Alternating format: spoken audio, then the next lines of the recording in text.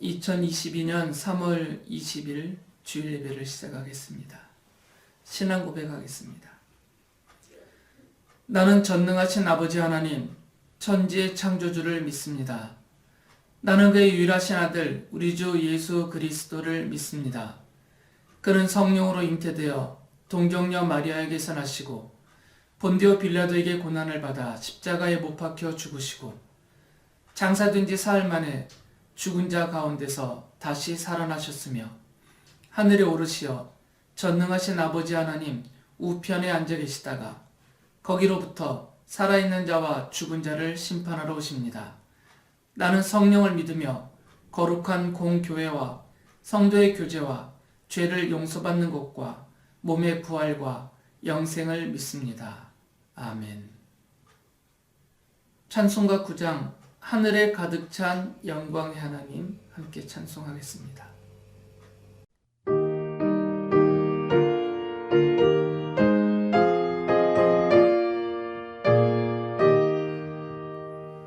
하늘에 가득 찬 영광의 하나님, 온 땅에 충만한 존귀하신 하나님, 생명과 빛으로 지혜와 권능으로 언제나 우리를 지키시는 하나님, 성부와 성자와 성령 삼위의 하나님, 우리 예배를 받아주시옵소서. 사랑이 넘치는 자비하신 하나님,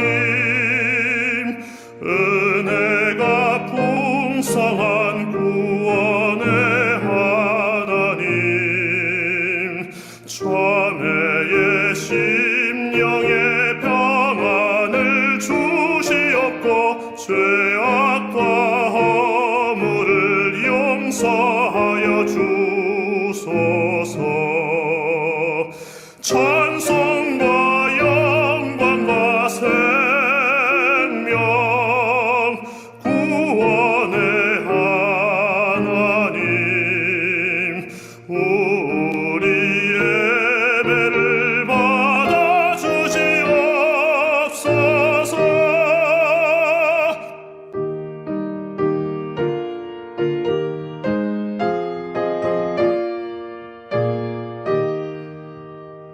연약한 심령을 굳게 세워주시고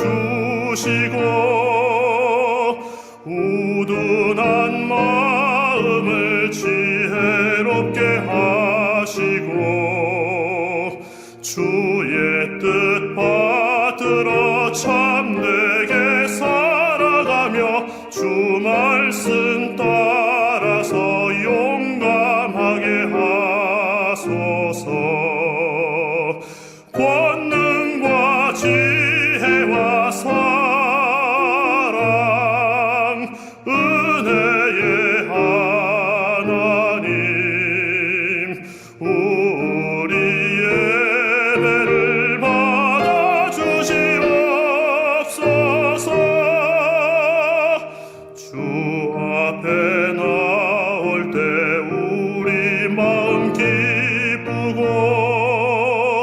그 말씀 힘되어 새 희망이 솟는다.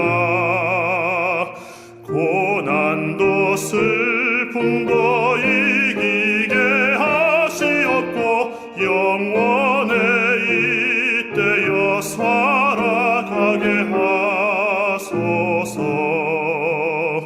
우리의 자랑과 기쁨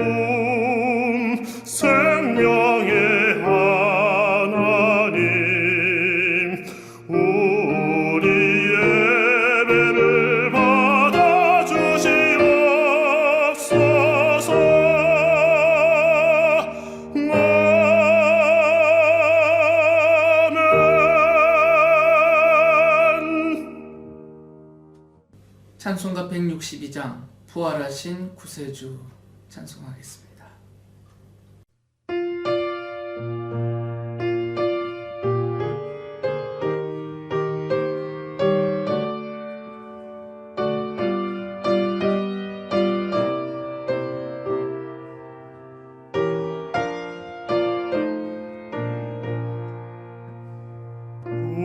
부활하신 구세주 나 항상 섬기네.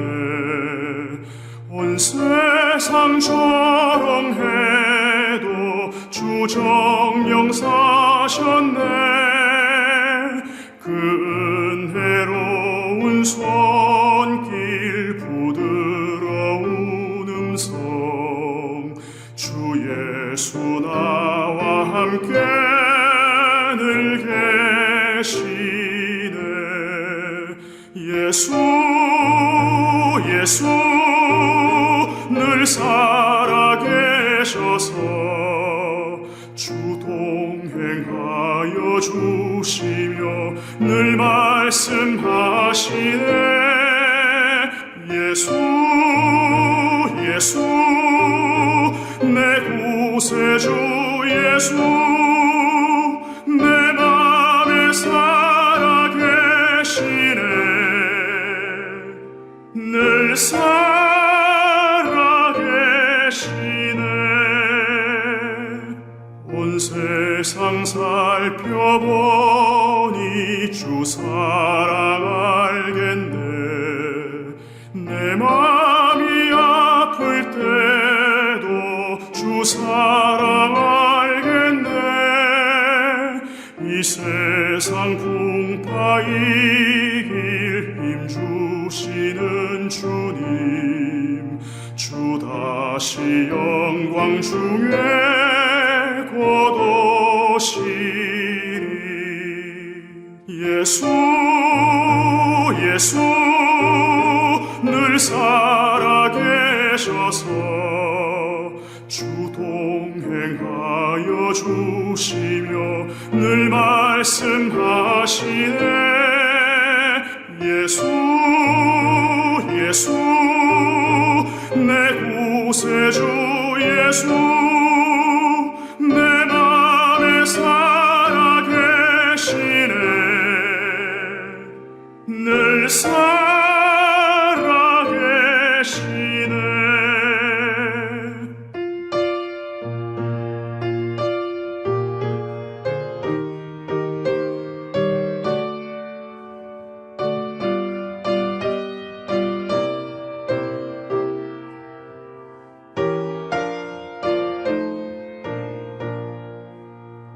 주 믿는 성도들아 다 기쁜 노래로 주 예수 우리와 함께 다 찬양 드리세. 이 세상 소망이요 참 친구 되시는 주 예수 영원토록 찬양하세. 예수 예수 늘 살아계셔서 주 동행하여 주시며 늘 말씀하시네. 예수 예수 내 구세주 예수 내 맘에 살아계시네. 늘 살아계시네.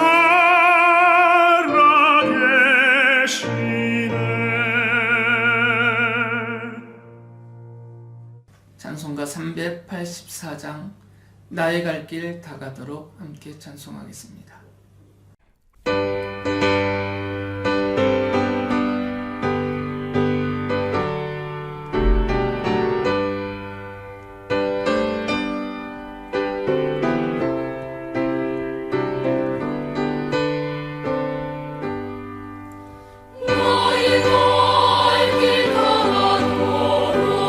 예수 인도하시니 내 주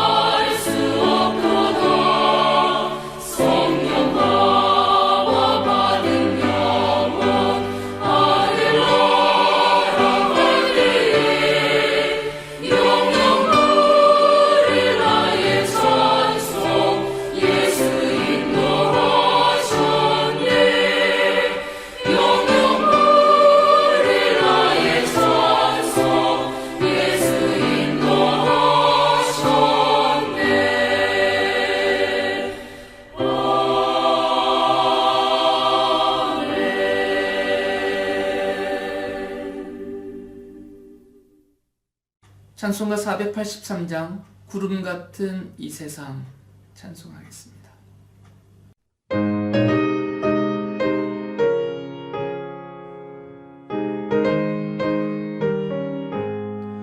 구름 같은 이 세상 모든 무기 영화 나를 문터와 같이 내어버리고서 오직 천국의 복을 사모하며 사니 구원받은 내 이름 기억하옵소서. 주고 나의 이름 보좌 앞에 놓이 어린 영생 명책에 기록하옵소서. 주여 법의 피로써 모든 죄 씻으사 나의 부정한 것을 씻어 맑히소서. 인눈보다 너에게 죄를 씻었으니 구원받은 내 이름 기록하옵소서. 주고 나의 이름 보좌 앞에 놓이 어린 영생 명책에 기록하옵소서.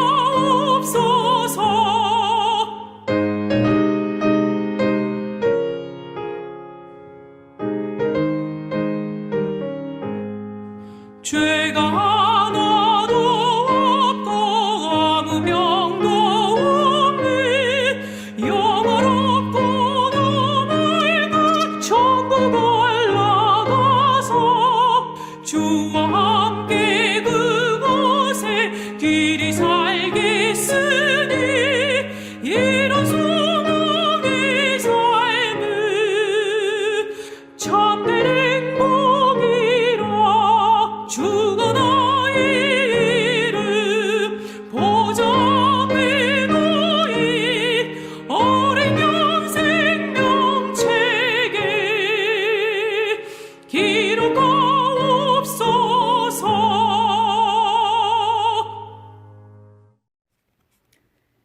거룩한 주님의 날 함께 모이지는 못했지만 한 가지 뜻을 품고 비대면으로 예배드릴 수 있도록 허락하신 주님의 은혜에 감사드립니다. 우리에게 하나님의 말씀으로 성경을 주셔서 감사합니다. 만나주시길 간절히 기도하지만 다른 곳이 아닌 성경 말씀 안에서 우리와 함께 하신다는 것을 깨닫게 해주셔서 감사합니다.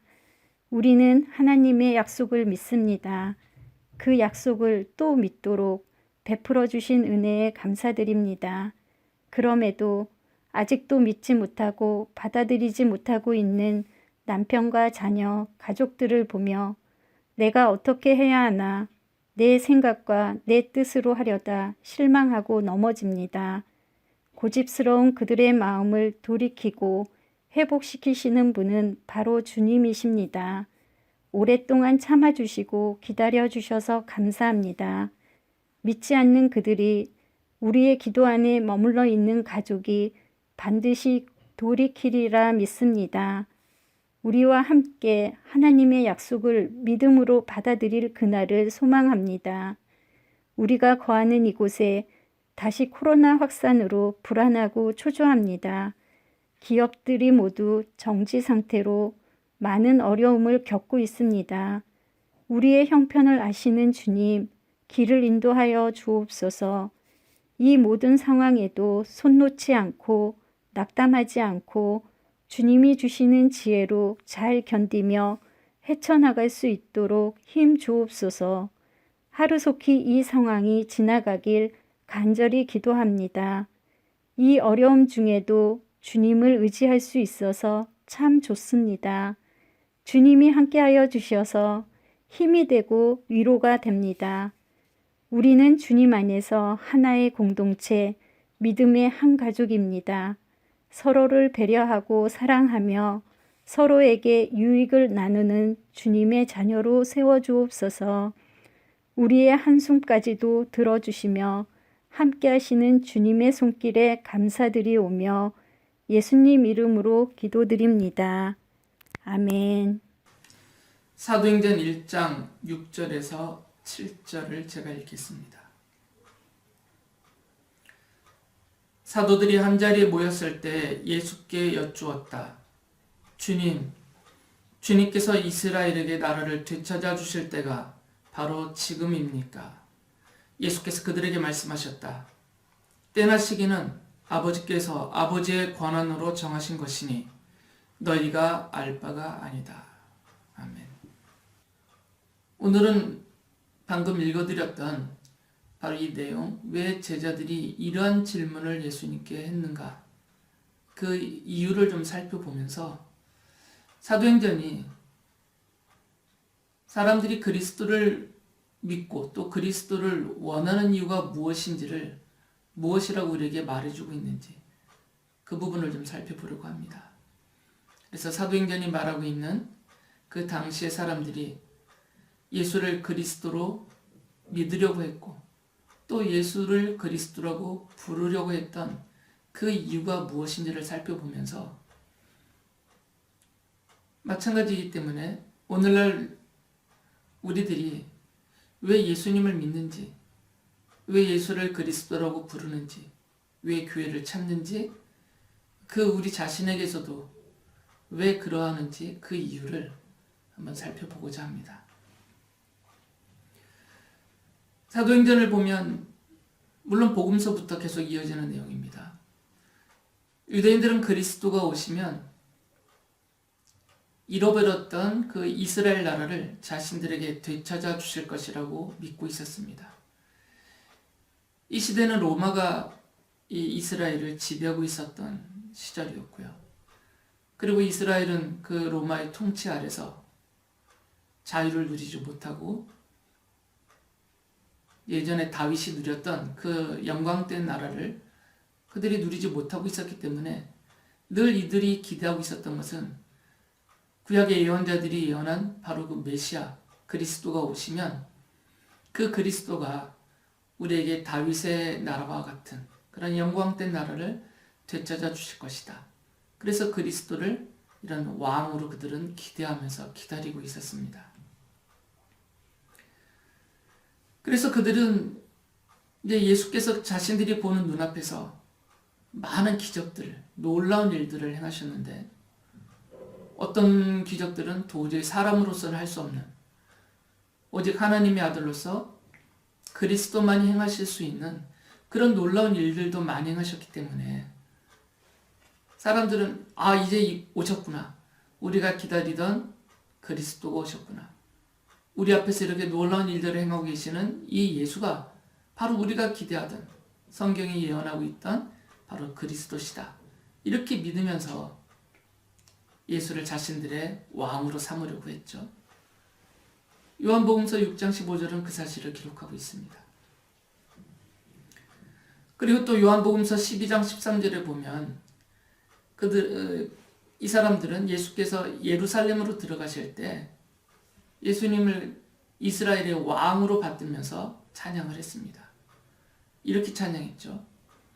호산나 주님의 이름으로 오시는 이에게 복이 있기를, 이스라엘의 왕에게 복이 있기를.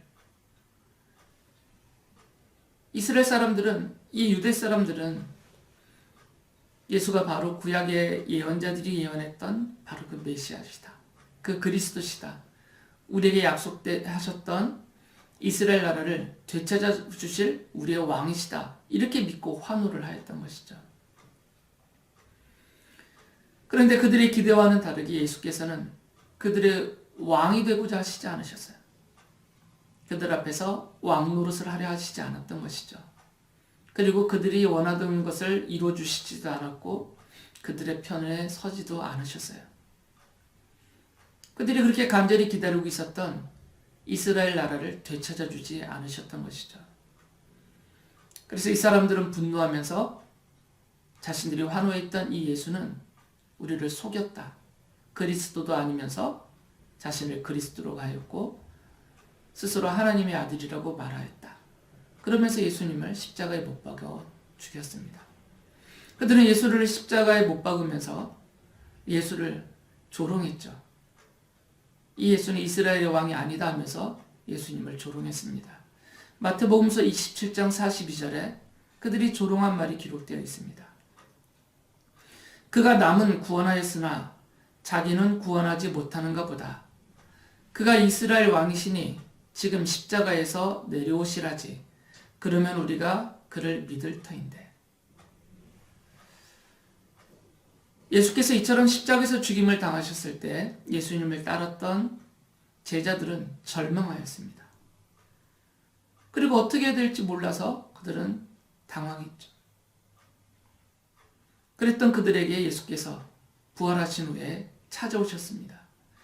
그들은 부활하신 예수를 만나고 나서 이제 예수께서 그리스도로서 놀라운 일들을 하실 것이다 라고 생각하면서 흥분하였습니다. 그러면서 그들은 다른 유대인들과 다를 바가 없이 나라를 되찾겠다라는 이스라엘 민족의 소망을 예수께서 그리스도로서 이제 이루어 주시겠구나 이런 기대가 가득 찼습니다. 그러면서 읽어드렸던 사도행전 6장 6절에 보면 예수님께 이렇게 물었습니다.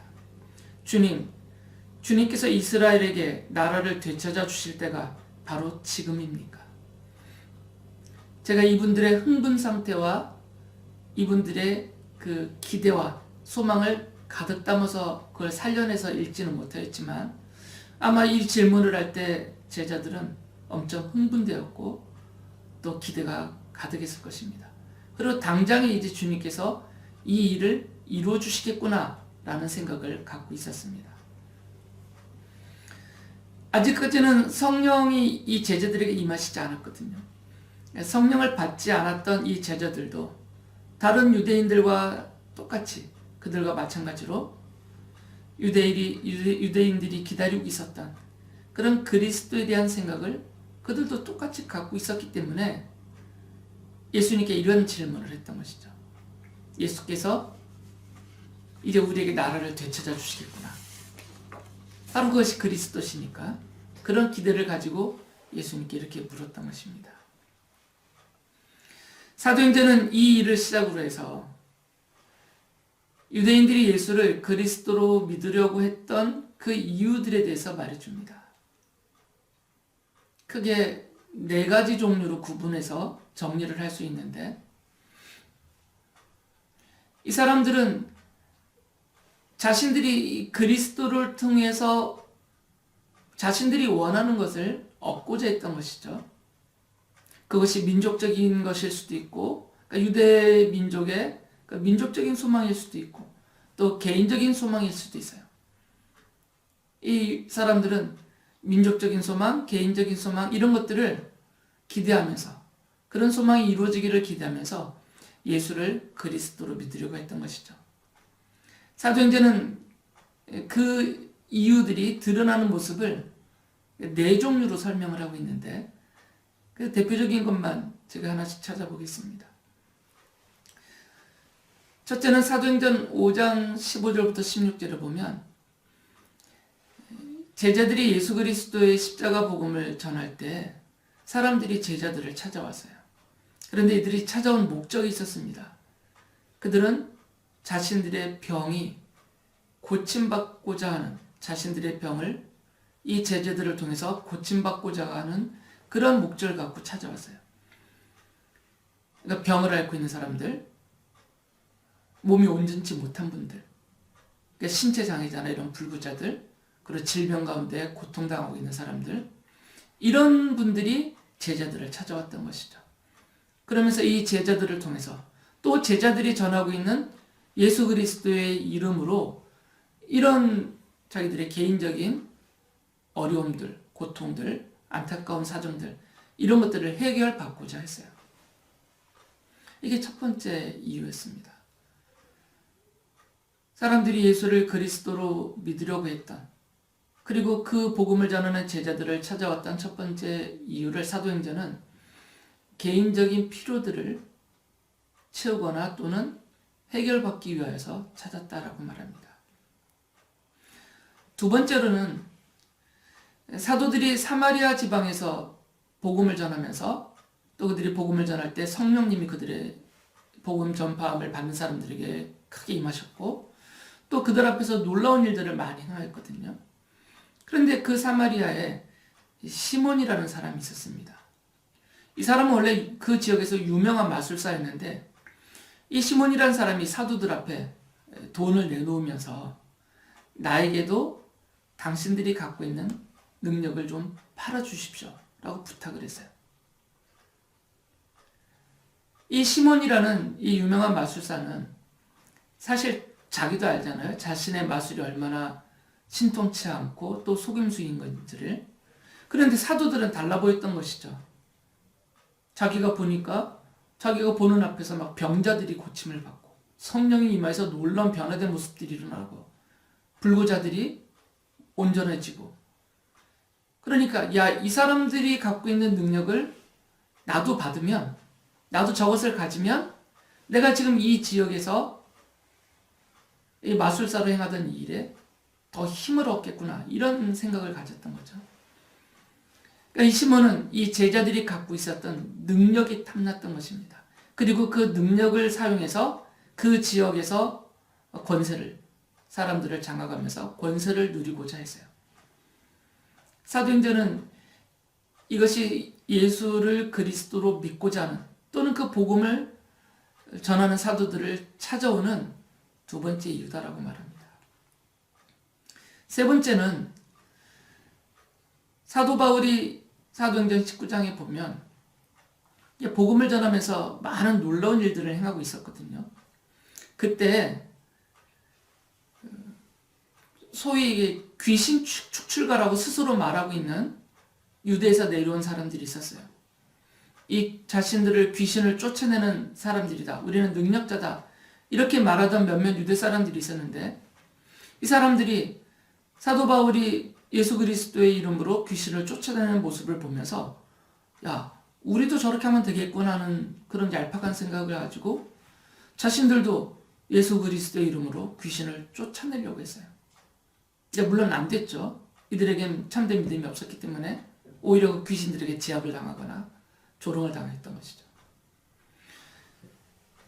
이 귀신 축출고로 행세했던 사람들이 왜 예수 그리스도의 이름을 불렀냐면 그것을 통해서 돈벌이를 하려고 했기 때문에요. 귀신을 쫓아내면서 사람들로부터 돈을 벌었던 그런 사람들이었거든요. 그러니까 돈벌이 수단으로 예수 그리스도의 이름을 불렀던 것이죠. 네 번째로 든 예는 사도행전 24장 26절에 보면 로마의 총독이었던 벨릭스가 이제 사도 바울을 자주 만났습니다. 지금 사도 바울은 유대인들에게 고소 고발을 당하여서 좀 로마로 가서 재판을 받으러 가는 길이에요. 거기서 이 총독이었던 벨릭스가 자주 바울을 만나면서 바울이 이야기하고 있는 그리스도 예수에 대한 믿음, 그 복음을 자주 들었어요.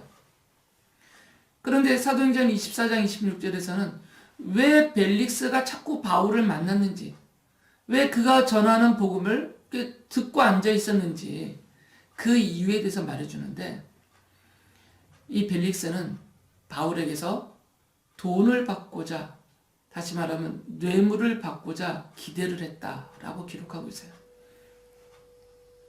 로마의 총독이었던 벨릭스는 믿고 싶어서라든지 복음을 더 자세히 듣고 믿고 싶어서 이런 목적으로 바울을 만난 것이 아니고 이 바울을 자꾸 대면하다 보면 바울이 자기에게 자기를 풀어주라고 자기가 억울하니까 풀어달라고 하면서 돈을 주지 않을까, 그러니까 뇌물을 주지 않을까 이런 기대를 하고 바울을 만났다라고 기록하고 있어요.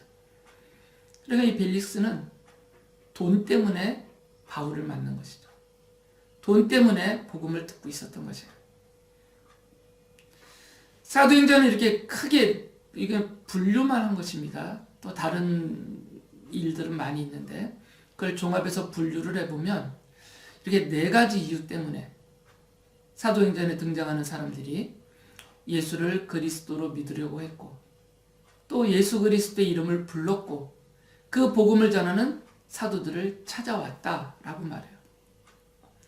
첫째는 개인적인 그 안타까운 사정들, 개인적인 필요들을 해결받고 싶어하는 목적으로.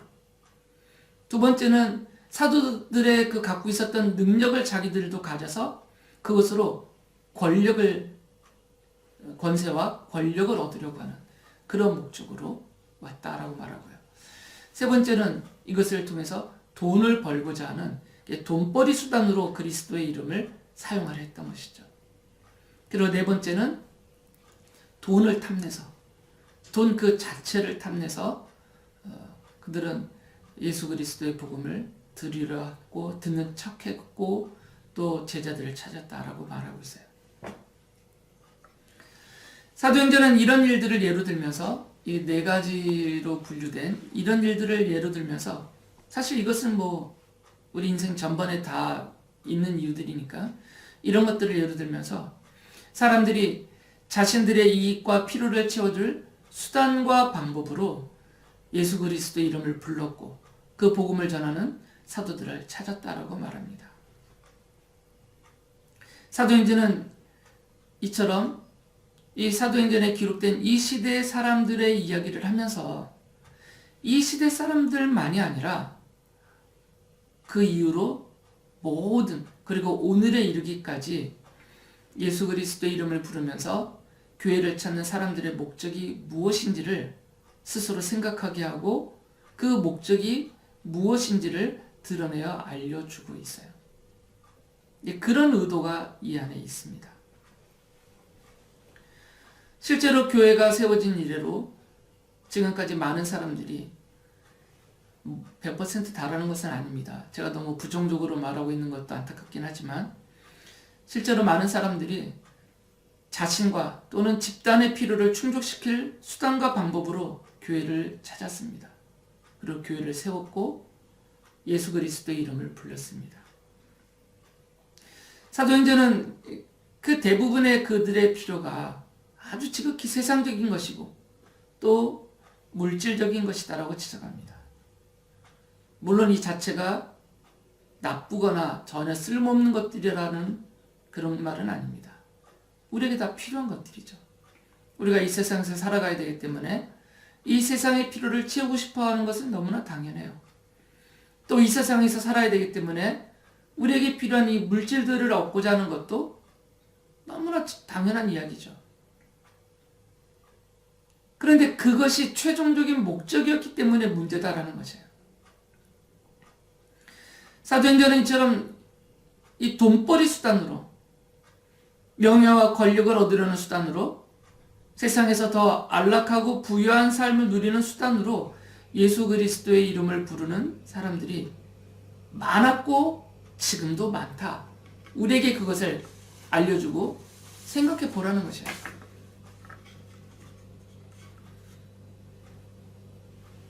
사도행전은 왜 예수를 그리스도로 믿어야 하는지 그 이유를 우리에게 알려주는데 앞서 말씀드렸던 그런 것들은 아니다라는 거죠. 그런 것들이 근본적인 목적과 이유가 될 수 없다라는 것입니다. 예수 그리스도의 이름과 십자가의 복음은 사람의 뜻과 필요와 수단으로서 이 세상적이고 물질적인 것을 충족시키고 얻겠다라는 그런 필요와 그 수단으로서 사용될 것이 아니다라는 것을 강조하고 있어요. 사도행전은 그래서 왜 성도들이, 왜 우리들이 예수 그리스도를 믿는지, 왜 그 이름을 부르면서 교회로 오는지, 왜 그래야 하는지 그 이유를 우리에게 알려줍니다.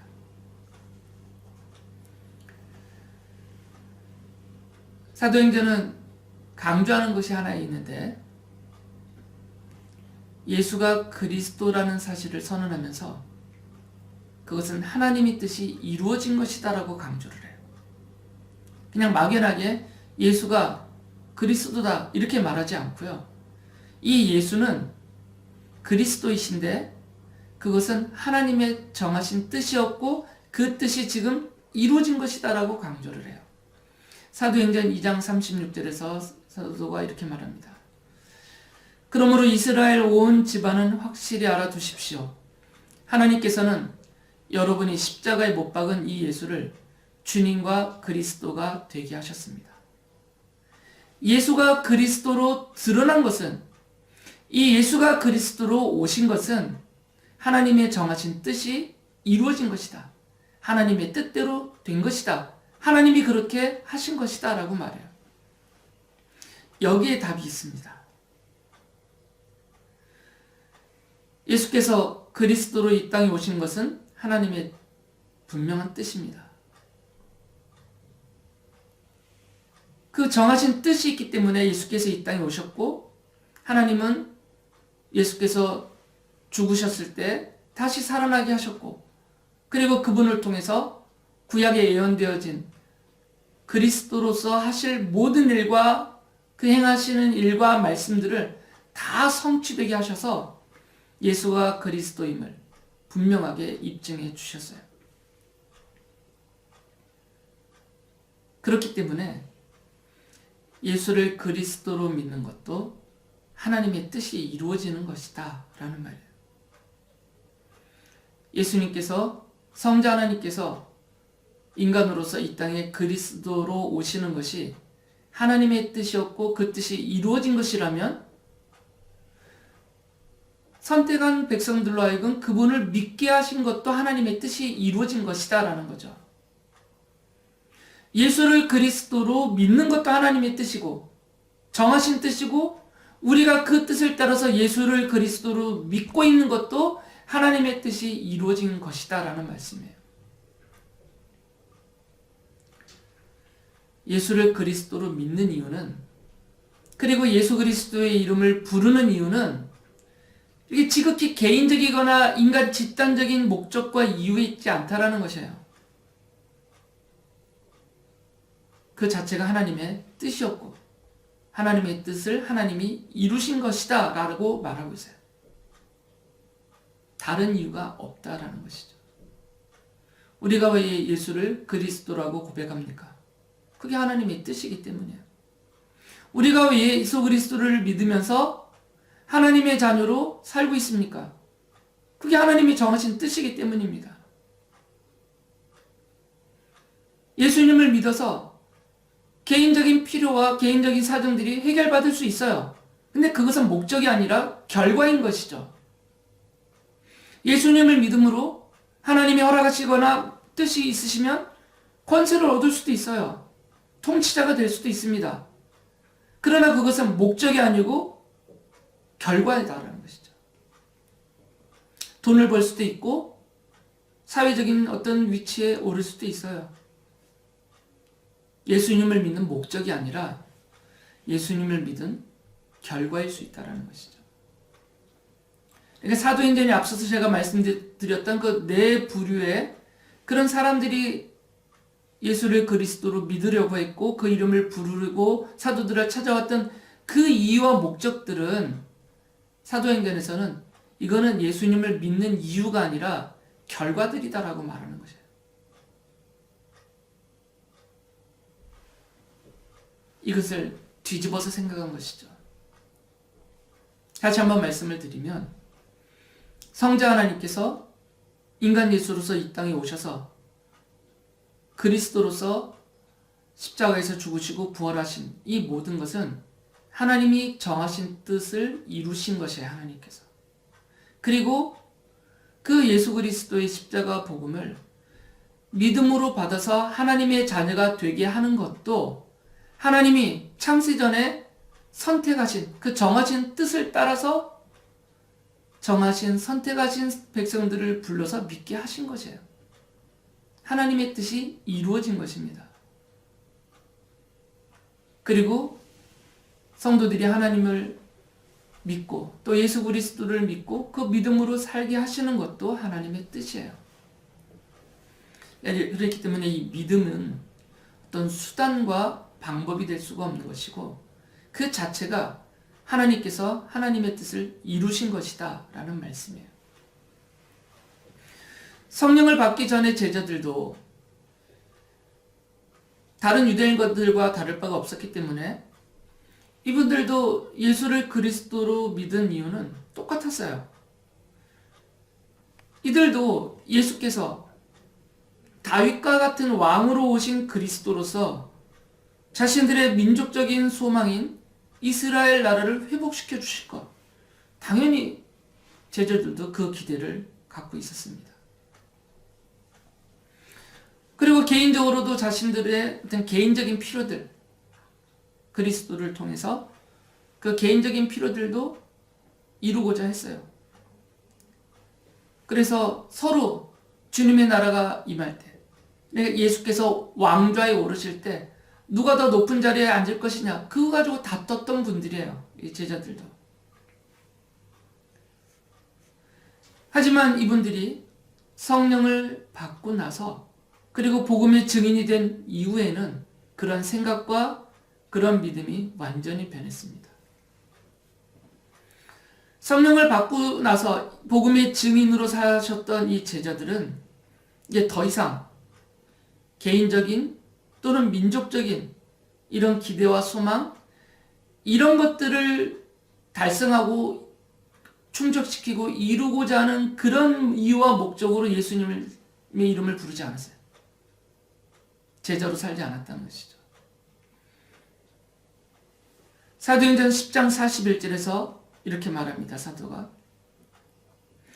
그를 모든 사람에게 나타나게 하신 것이 아니라 하나님께서 미리 택하여 주신 증인인 우리에게 나타나게 하셨습니다. 그가 죽은 사람들 가운데서 살아나신 뒤에 우리는 그와 함께 먹기도 하고 마시기도 하였습니다. 이게 사도들의 고백이에요. 부활하신 주님께서 우리를 찾아오셨는데 그 이유는 우리가 선택을 받았기 때문이다라는 것이에요.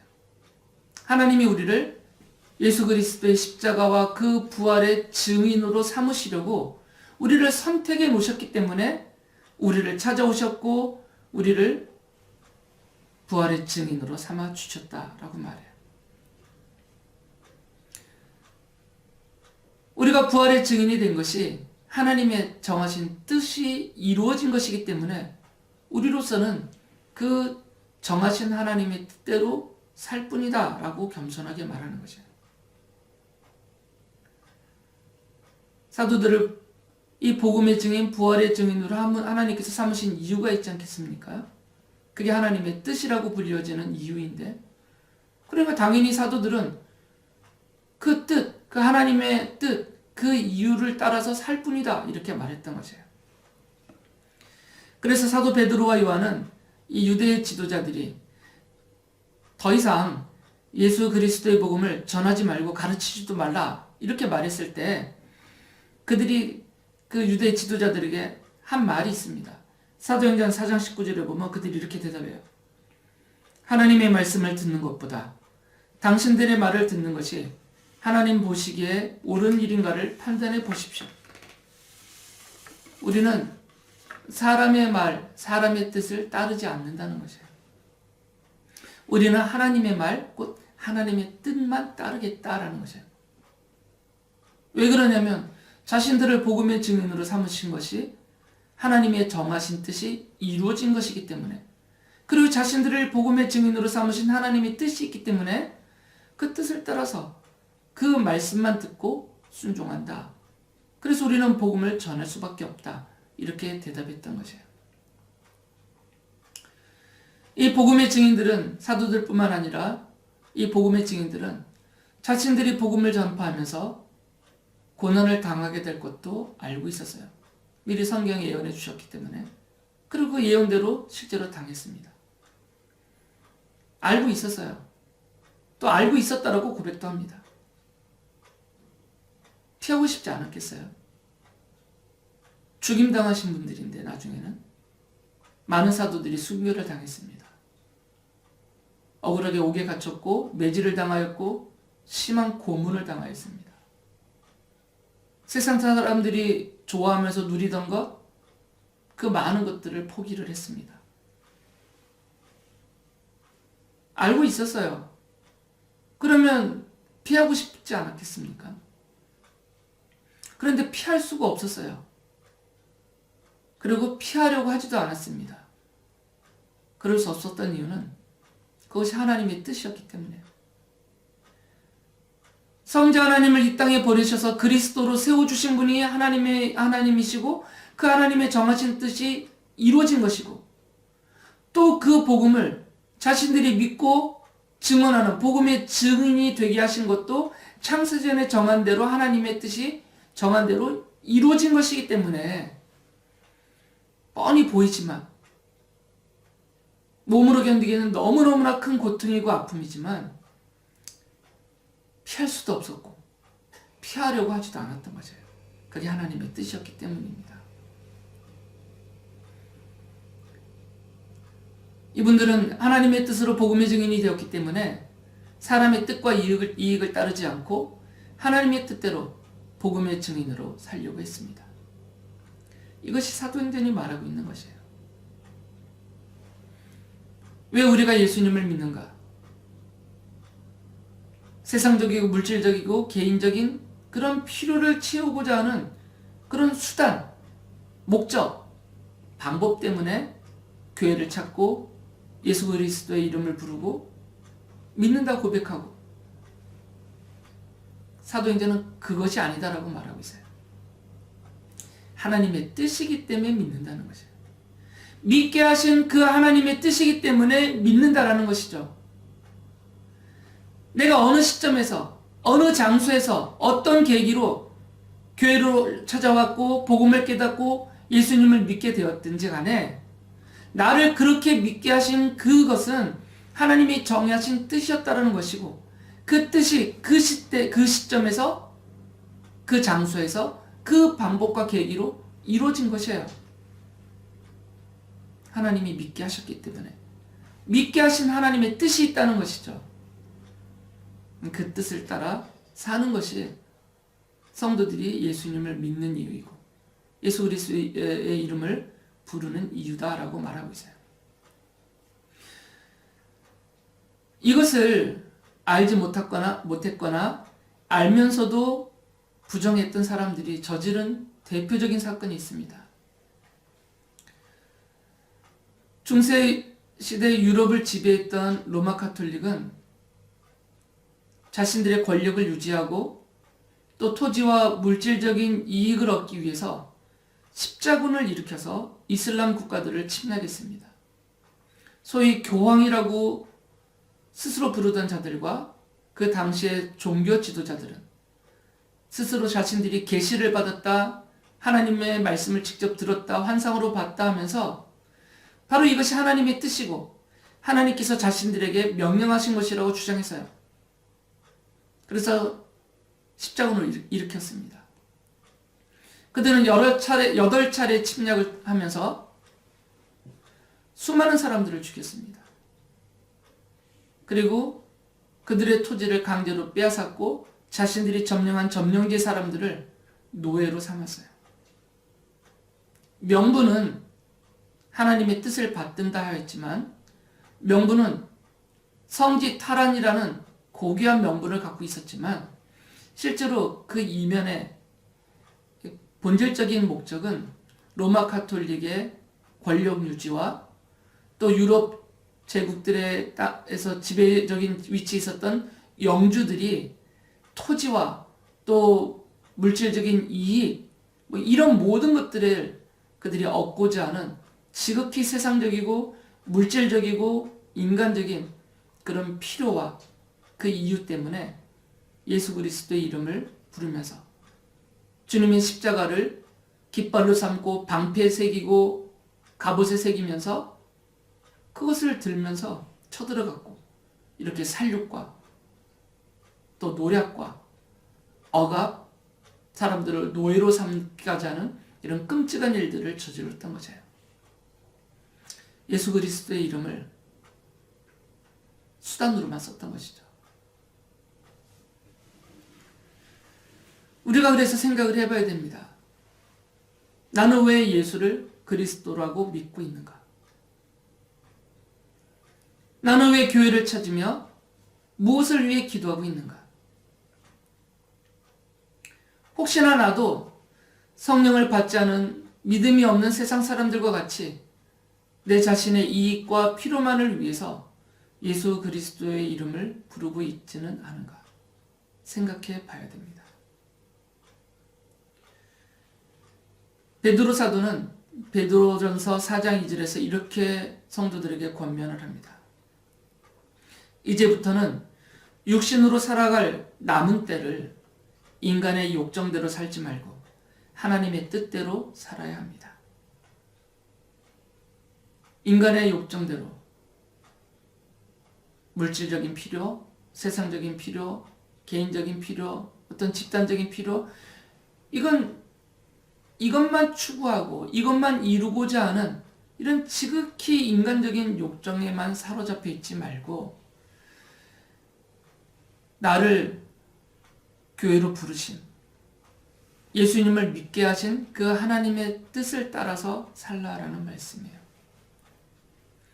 사도 바울은 이 말씀을 따라서 하나님의 뜻대로 살려고 애쓰는 성도들에게 하나님은 모든 것이 협력해서 선을 이루게 해주실 것이다 라고 약속했어요. 여기서 선을 이루게 해주신다라는 것은 하나님의 뜻이, 그를 향한 하나님의 뜻이 이루어지게 될 것이다 라는 말씀이죠. 로마서 8장 28절에서 약속하셨어요. 하나님을 사랑하는 사람들, 곧 하나님의 뜻대로 부르심을 받은 사람들에게는 모든 일이 서로 협력해서 선을 이룬다는 것을 우리는 압니다. 저절로 된다는 게 아니라 하나님이 그렇게 해주신다라는 거죠. 하나님이 우리를 불러서 예수님을 믿게 하셨고 복음의 증인으로 살게 하셨고 하나님의 뜻대로 살게 하셨다면, 그리고 그 뜻대로 복음의 증인으로서 하나님의 말씀을 따라 살려고 애를 쓰고 있다면 당연히 그러한 우리들을 위한 또 정하신 뜻이 있다라는 것이죠. 그 선하신 뜻이 이루어지게 하신다라는 거죠. 우리가 예수 그리스도를 믿게 하신 것은 하나님의 뜻입니다. 그 믿게 하신 하나님의 뜻을 따라서 우리는 살아야만 합니다. 다시 한번 스스로 생각해 보시기 바랍니다. 왜 나로 하여금 예수님을 믿게 하셨는가? 예수님을 내가 혹시나 수단으로 여기고 있지는 않은가? 아니면 사도들의 가르침과 성경의 말씀대로 내가 하나님의 뜻을 오히려 이루는 하나님의 도구로 순종하면서 하나님의 뜻을 따라서 하나님의 말씀을 따라서 현재 살고 있는가? 사도행전이 이것을 우리에게 돌아보게 하시는 그런 하나님의 귀한 말씀입니다.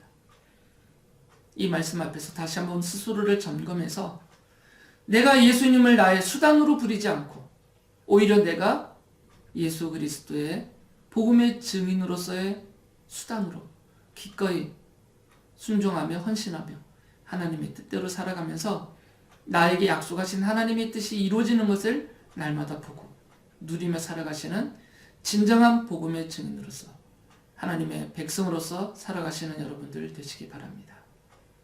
기도하겠습니다.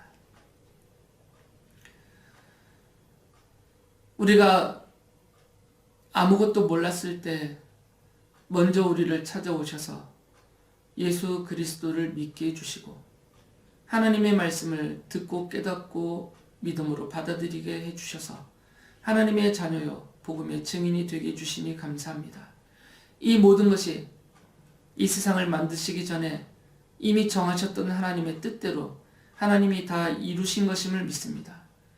우리에게 이루신 그 하나님의 뜻을 따라서 우리가 복음의 증인으로서 하나님의 백성으로서 하나님의 말씀을 따라 주님의 뜻을 이루어가며 살아가는 신실한 종들 되게 하여 주옵소서.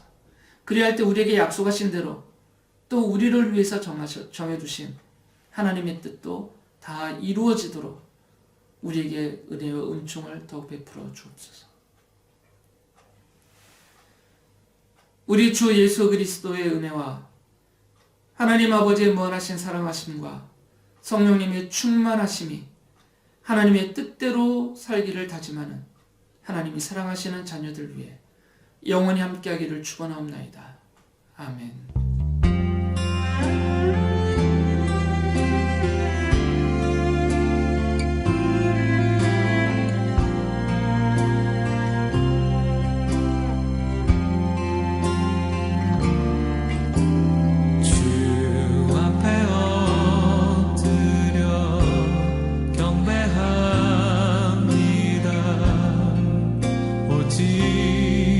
주께 주 경배합니다. 다르신 하나님 오직 주께 나의